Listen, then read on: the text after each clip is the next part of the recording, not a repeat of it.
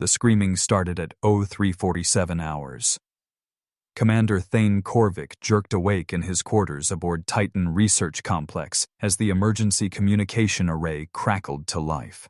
Not human screams, something else entirely. The transmission cut through the methane storms outside like a blade through flesh, carrying voices that spoke in frequencies no human throat could produce.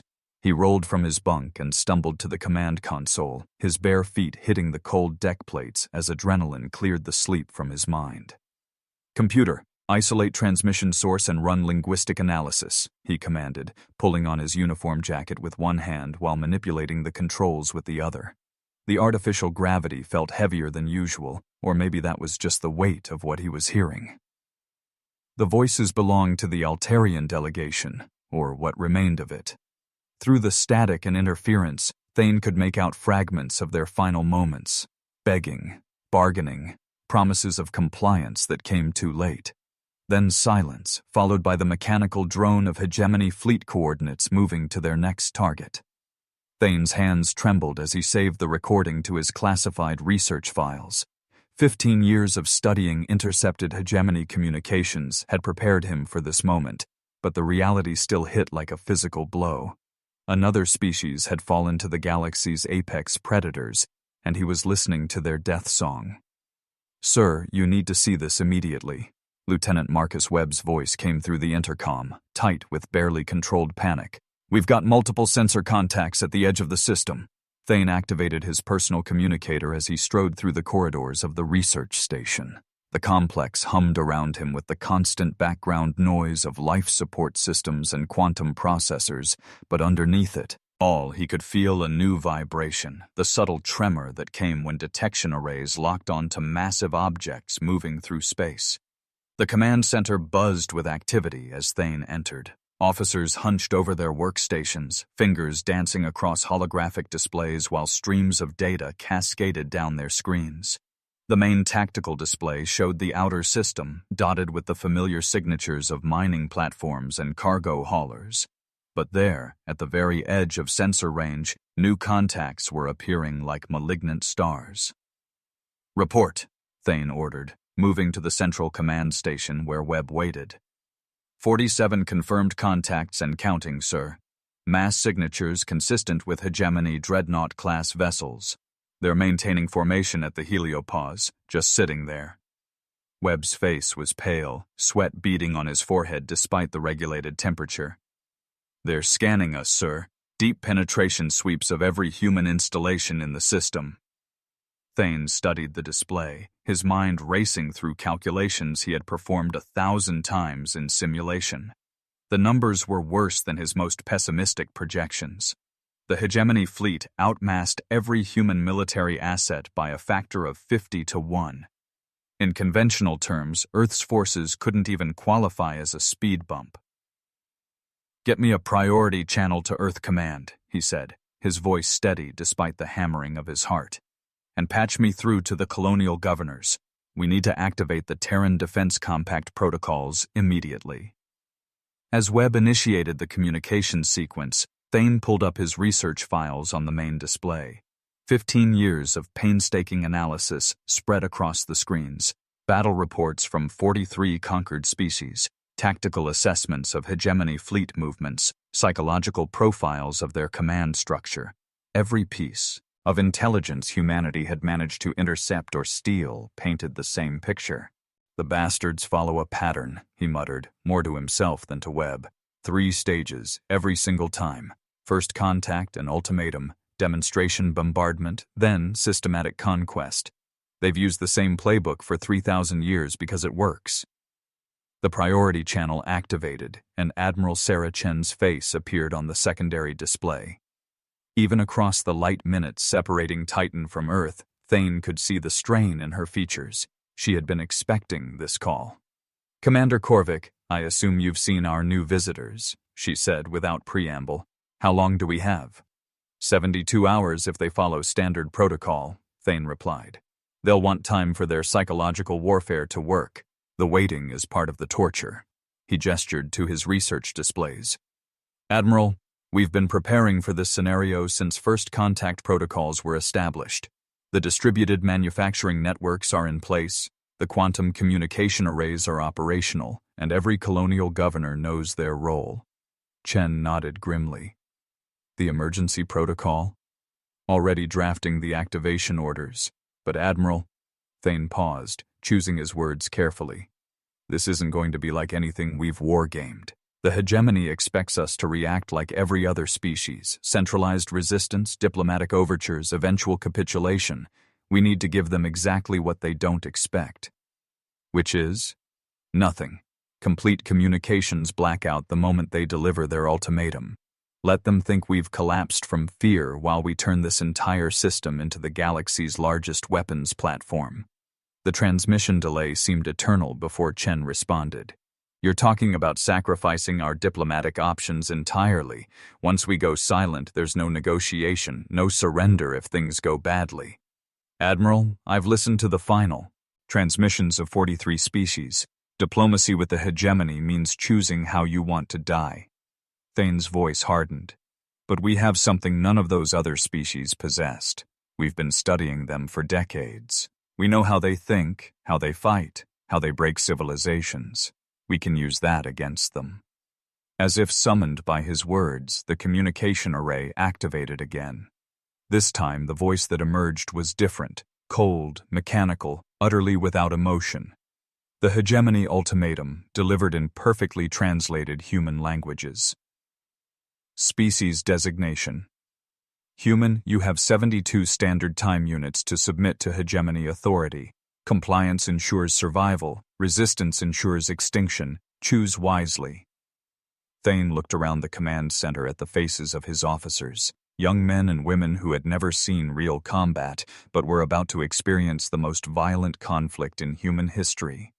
Then he activated the Terran emergency protocol with a simple command sequence that would change everything. Across the solar system, every human communication ceased simultaneously. No diplomatic responses, no pleas for mercy, no defiant declarations of resistance. Just silence.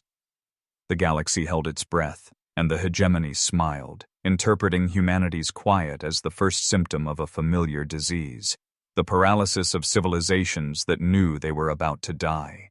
They had no idea that the silence was humanity's weapon, and the real war was just beginning. Admiral Vex Thrawn flexed his primary manipulators against the command throne's armrests, savoring the familiar weight of absolute authority. Through the transparent aluminum viewport of his flagship Dominion's Edge, he watched the blue-white marble that the humans called Earth rotating peacefully in the void. 3 millennia of conquest had taught him that this was always the most satisfying moment. The calm before the screaming began. Status report on the human response, he commanded, his voice carrying the guttural undertones that marked him as military caste among his species. Complete communications blackout continues, Admiral, his tactical officer responded, mandibles clicking with confusion. No diplomatic overtures, no military preparations detected. Their orbital platforms remain on standard civilian power signatures. Vex Thrawn's secondary eyes narrowed as he processed this information. In 43 previous conquests, species had always responded to the ultimatum with predictable patterns, frantic diplomatic messages, mobilization of their pathetic military forces, or immediate surrender. This silence felt different, wrong somehow. Perhaps they need encouragement to find their voices, he mused, activating the fleet's targeting systems. Implement standard intimidation protocol, 3 population centers, high visibility casualties. Make them understand the price of defiance. The bombardment began at 1347 hours, Terran Standard Time. Geneva died first. Vex Thrawn watched through tactical feeds as antimatter warheads descended through Earth's atmosphere like falling stars. The city center vaporized in a flash of pure energy that registered on sensors as a miniature sun, the expanding fireball consuming diplomatic buildings, residential districts, and everything else within a 50-kilometer radius. The ground turned to glass, the air itself burned away, leaving only a perfectly circular crater where 2 million humans had lived moments before. Lagos followed 30 minutes later. The orbital bombardment struck during the evening rush, catching millions of people in transit. The explosion reflected off the Atlantic Ocean like a second sunset, the light visible from orbit as it painted the clouds orange and red. The city's industrial complexes melted into rivers of molten metal that flowed toward the sea. Canberra's destruction completed the demonstration. The Australian capital's government buildings disappeared in nuclear fire, our formal gardens and parliamentary halls replaced by radioactive wasteland. The surrounding mountains channeled the blast effects, amplifying the devastation across the entire region. 3 cities, 8 million dead. The galaxy's most effective argument for surrender. Vex Thrawn waited for the human response that would surely come. Desperate pleas for mercy, offers of immediate capitulation, the familiar collapse of civilized resistance that always followed such displays. His communication arrays remained primed to receive humanity's inevitable surrender. The silence continued. Deep beneath Ceres's rocky surface, Thane watched the tactical displays with the cold calculation of a man who had just paid the highest price in military history for intelligence. The hidden sensor networks embedded in Geneva, Lagos, and Canberra had performed exactly as designed, mapping every detail of the hegemony's weapons discharge patterns before the cities died. Data harvest complete, reported Chief Technical Officer Rodriguez, his voice thick with barely suppressed grief. We've got full spectral analysis of their antimatter containment systems, targeting algorithms, and fleet positioning protocols. Thane nodded grimly, forcing himself to focus on the tactical readouts instead of the casualty reports. 8 million people had died to give humanity this advantage. He would not waste their sacrifice on emotion.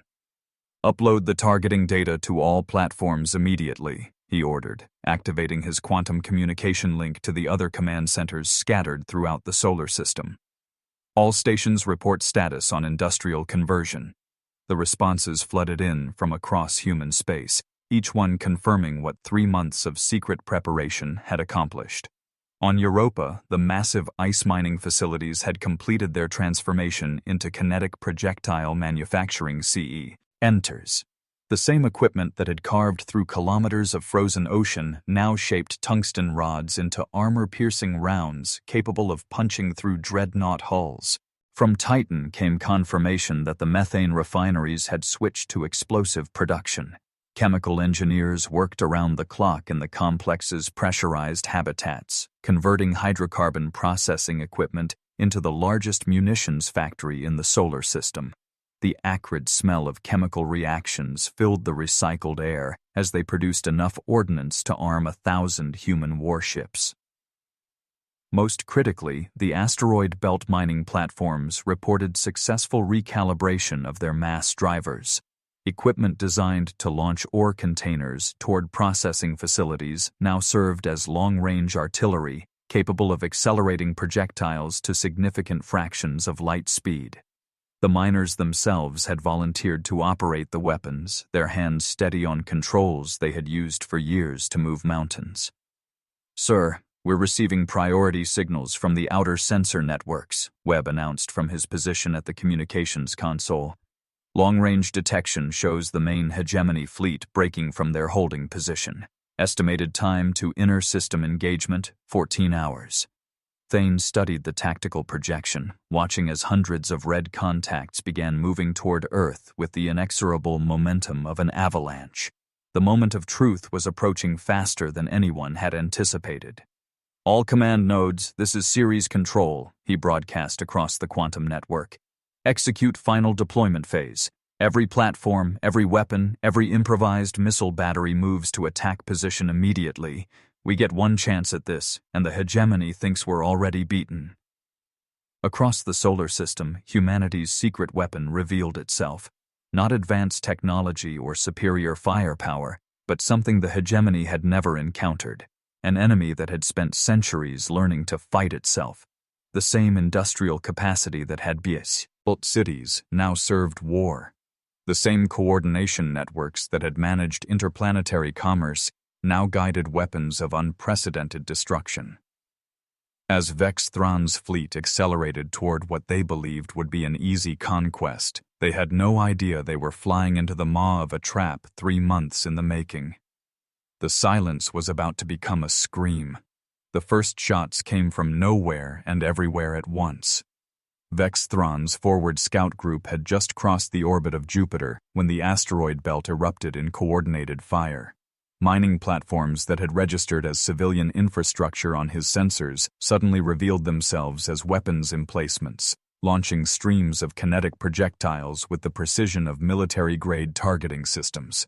Contact! Multiple bogies firing from bearing 27 Mark IV. The tactical officer's voice cracked with shock as proximity alarms shrieked throughout the flagship's command center. "Sir, those are mining stations. How are they achieving military-grade target locks?" Vex Thrawn watched in growing disbelief as his lead destroyers took direct hits from tungsten rods traveling at 12% light speed. The projectiles punched through military-grade armor like needles through flesh, venting atmosphere and crew into the vacuum. Explosions bloomed like deadly flowers across his tactical display as ships that had conquered dozens of worlds died to converted industrial equipment. "Impossible," he snarled, his secondary arms manipulating targeting controls while his primary hands gripped the command throne. "Civilians cannot achieve this level of coordination. Where is their fleet? Where are their military installations?" The answer came in the form of another coordinated barrage, this time from the direction of Mars. Orbital platforms around the Red Planet, facilities his intelligence had dismissed as research stations, opened fire simultaneously. The mathematical precision of their attack patterns sent ice through Vex Thrawn's veins. No species in his experience fought like this. "Admiral, we're detecting massive EM signatures from the outer moons," reported his sensor operator, mandibles clicking rapidly in agitation.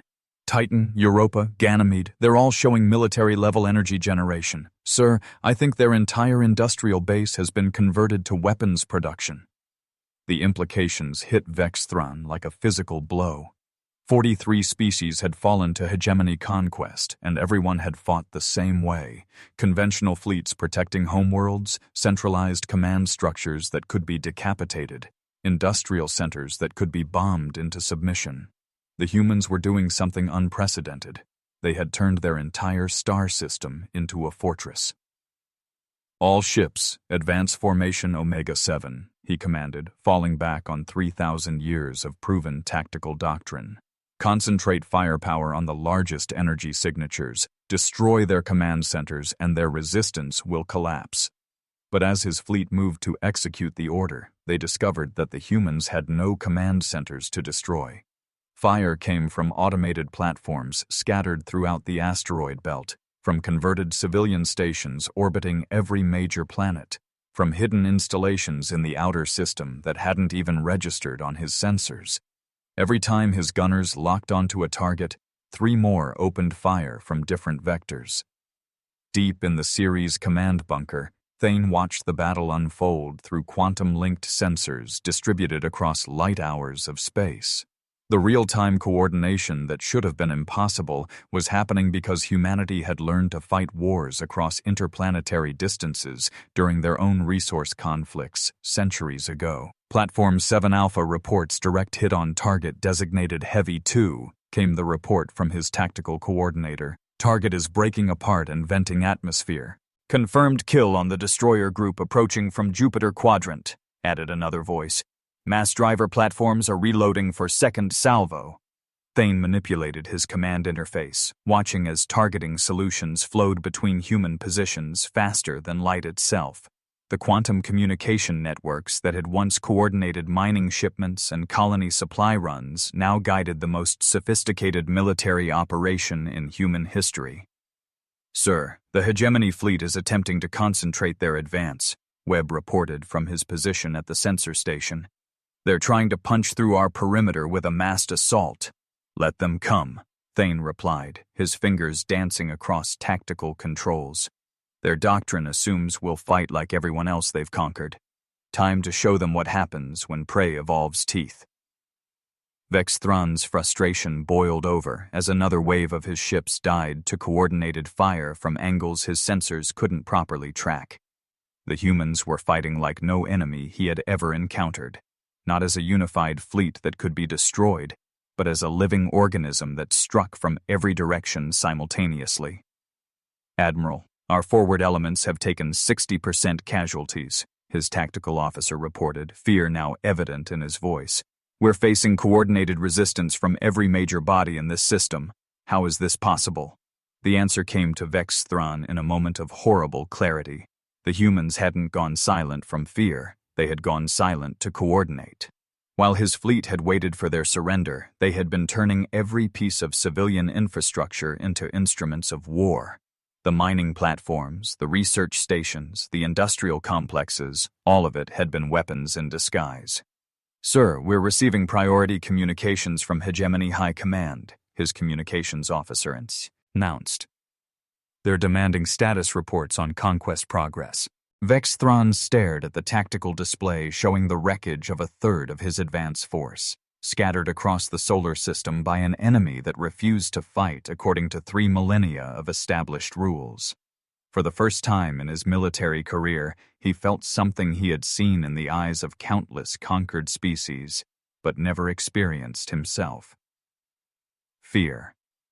"Tell High Command that the humans are more resistant than anticipated," he said finally, his voice carrying none of its usual confidence.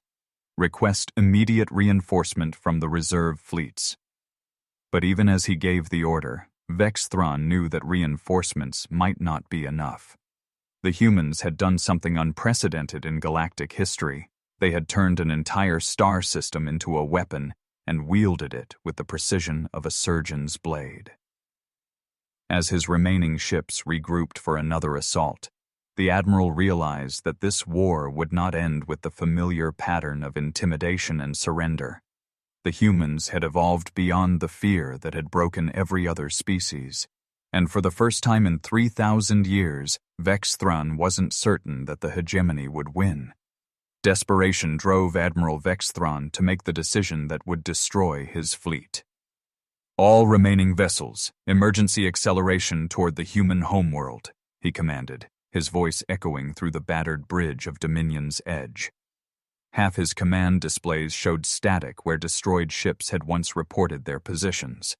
The metallic taste of recycled air mixed with the acrid smell of overloaded systems filled his nostrils as the flagship's engines screamed toward maximum burn.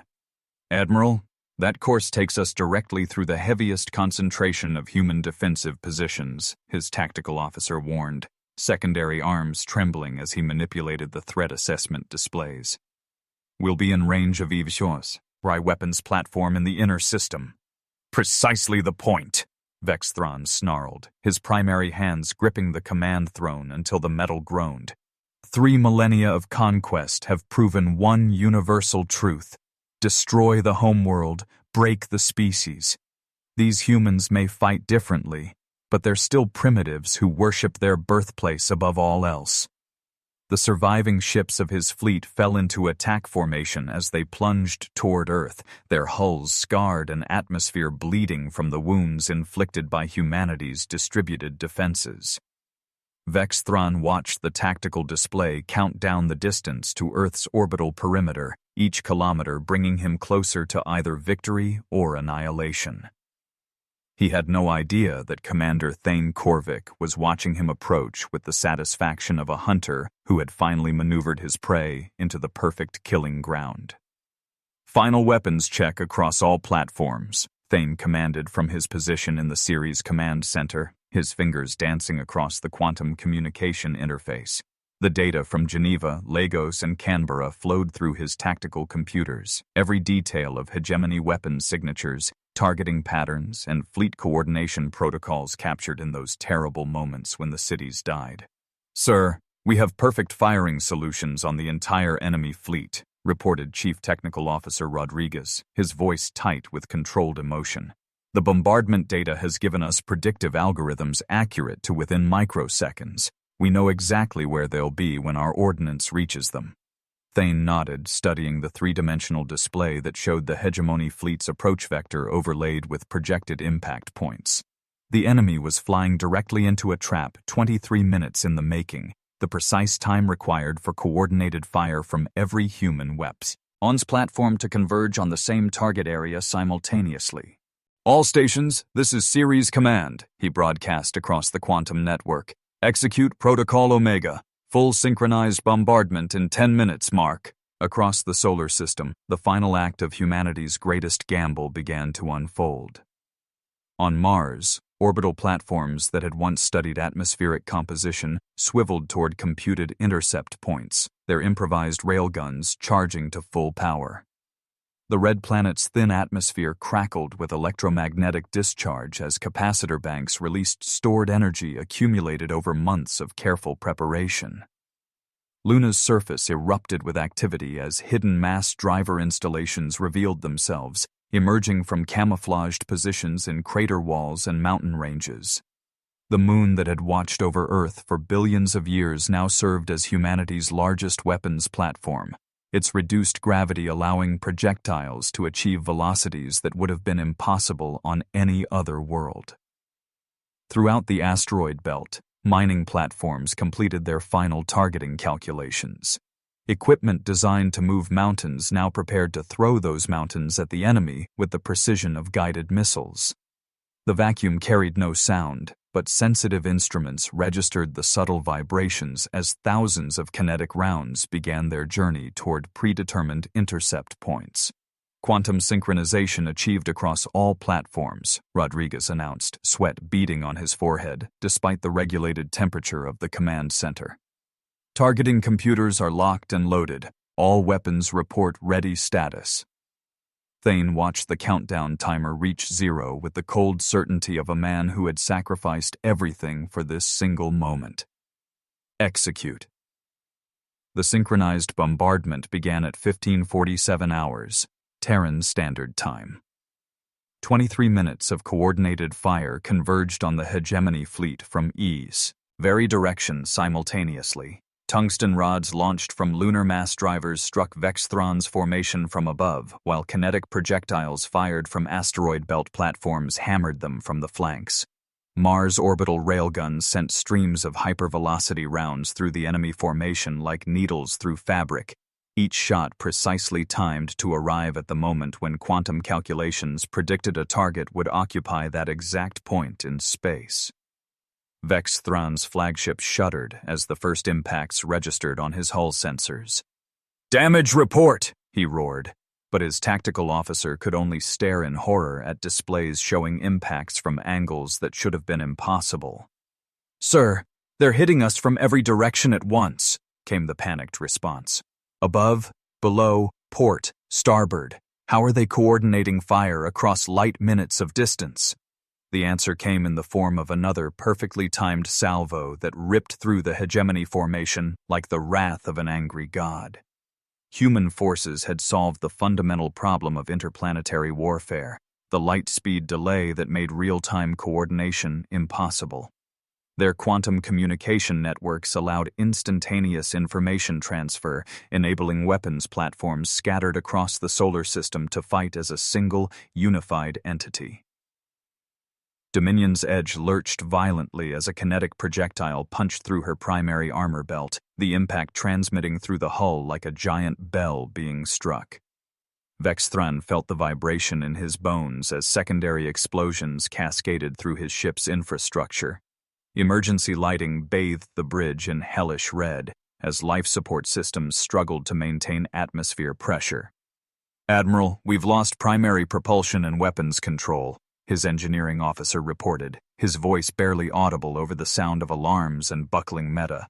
"Multi-hull breaches on decks 7 through 12. We're losing atmosphere faster than the emergency systems can compensate." Through the chaos, Vexthron finally understood the true nature of his enemy. The humans hadn't simply converted their industrial base to weapons production.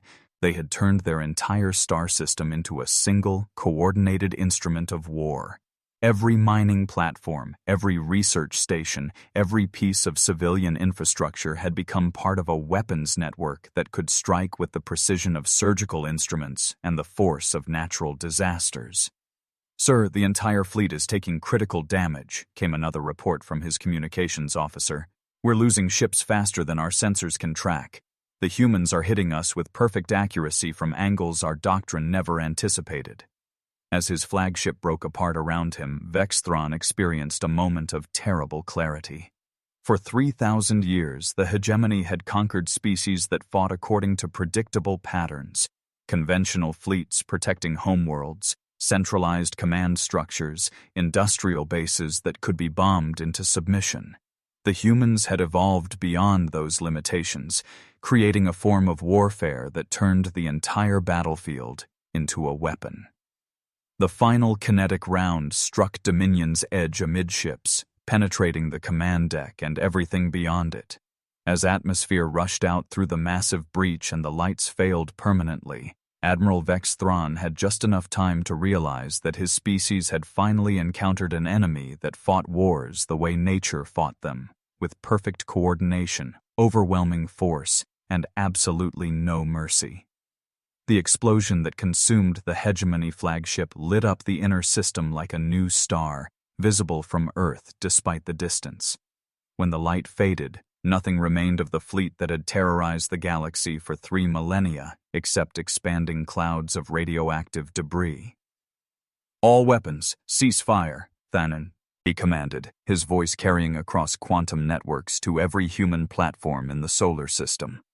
"Target destruction confirmed. Begin damage assessment and debris field analysis." The silence that followed felt different from the one that had preceded the battle. This silence carried the weight of victory, and the knowledge that humanity had just announced itself to the galaxy in terms that every species would understand. The hegemony was dead, and their killers were just getting started. The news traveled faster than light itself, carried by quantum relay networks that the hegemony had never known existed. Within hours of the fleet's destruction, emergency broadcasts reached every corner of the galaxy. Species that had cowered under hegemony rule for millennia listened in stunned silence as the impossible became reality. The invincible conquerors had been completely annihilated by a species most had never heard of. Commander Thane Korvik stood in the observation deck of his new flagship, Terran Resolve, watching Earth's blue marble rotate peacefully below. 3 months had passed since the battle, and the political earthquake that followed was still reshaping the galaxy. His reflection in the transparent aluminum showed a man aged beyond his years, carrying the weight of 8 million deaths and the birth of a new galactic order. "Sir, we're receiving another surrender proposal from the remaining Hegemony Council," Lieutenant Webb reported from the communications station. "This one includes complete territorial concessions and war reparations." Thane nodded without turning from the viewport. The hegemony's collapse had been even more spectacular than their military defeat. Without the psychological foundation of invincible power, their 3,000-year empire had crumbled like a house built on sand. 17 worlds had erupted in successful rebellions within the first month, their populations finally finding the courage to fight back against oppressors who could no longer claim inevitable victory. "What's the status of the Altarian Liberation Fleet?" he asked, referring to one of dozens of newly independent species that had requested human military assistance. "Successfully engaged hegemony occupation forces in the Vega system," Webb replied, consulting his tactical display. "Complete victory with minimal casualties. The survivors are requesting immediate diplomatic relations with Earth." Thane allowed himself a slight smile. The Altarians, whose death screams had awakened him that night on Titan, were alive and free. Their species had survived hegemony occupation, hidden in deep space habitats and asteroid colonies, waiting for an opportunity that most had believed would never come. "Sir, Admiral Chen is requesting priority communication from Earth Command," Webb continued. "She says it's regarding the final peace negotiations." The main display activated, showing Admiral Chen's face from her office in Geneva, or rather the New Geneva, built on the northern shore of the glass lake that marked where the old city had stood. The memorial gardens surrounding the impact crater served as a reminder of the price humanity had paid for victory. "Commander, the Hegemony Council has accepted our final terms," she announced, her voice carrying a mixture of satisfaction and exhaustion.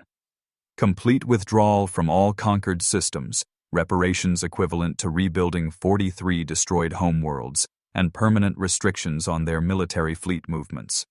They've also agreed to supervise dismantling of their remaining Dreadnought-class vessels."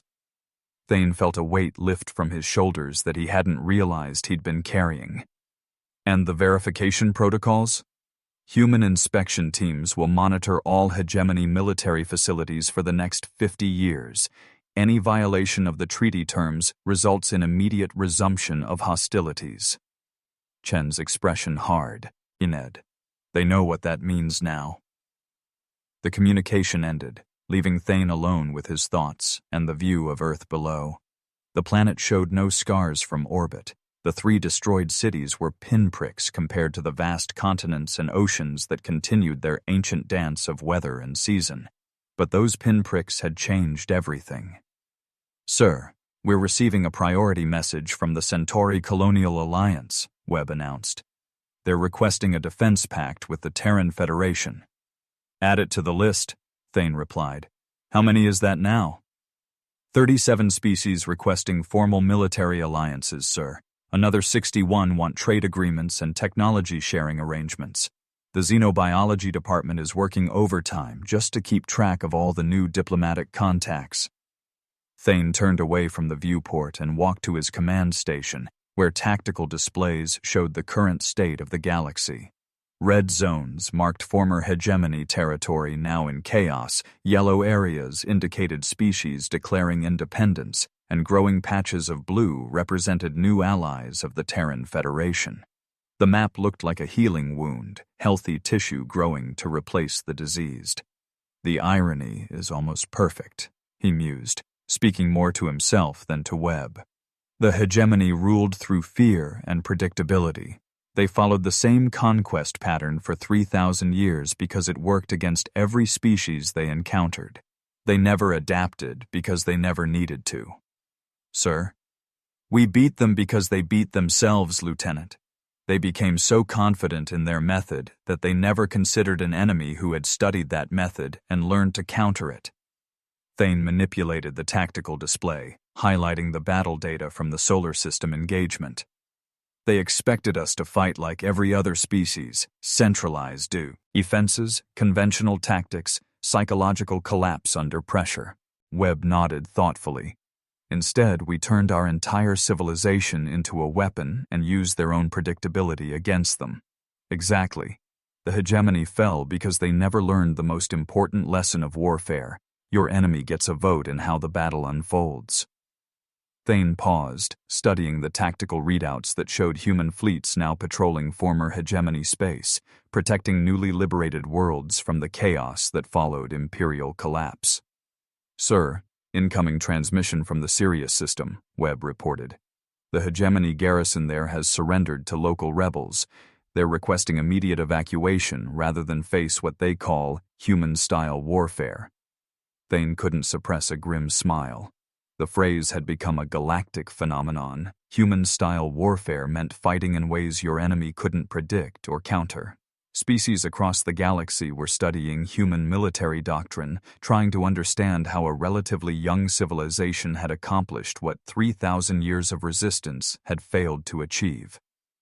"Grant them safe passage," he ordered, "but make sure they understand that any future aggression will be met with the same response their fleet received."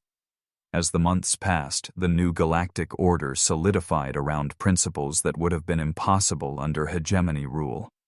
Species cooperated rather than competed, shared technology instead of hoarding it, and resolved disputes through negotiation backed by the implicit threat of human intervention. The Terran Federation had become the galaxy's policeman by accident and necessity, but Thane knew it was a responsibility they could not abandon. Too many species had suffered under the old system, and too many others were still learning to live without the fear that had shaped their existence for millennia. Standing in his command center, surrounded by the quantum communicati, on networks that had made victory possible, Thane reflected on the path that had brought humanity to this moment. 8 million dead in 3 cities, an entire solar system converted to a weapons platform, and a battle that lasted 23 minutes had ended 3,000 years of galactic tyranny. The hegemony had made one fatal error. They had assumed that silence meant surrender, never imagining that it might mean something far more dangerous. They had given humanity time to prepare, time to coordinate, and time to turn their predictable tactics into instruments of their own destruction. The galaxy had learned a new definition of dread, and it bore a human face, but more importantly, 43 species had learned a new definition of hope, and that too bore a human face. The age of hegemony was over. The age of the Federation had begun, and Commander Thane Korvik intended to make sure it would be remembered not for the wars it won, but for the peace it built from the ashes of tyranny. In the end, that was the most human victory of all. If this story gave you chills, smash that subscribe button for more epic HFY warfare. Now we want to hear from you.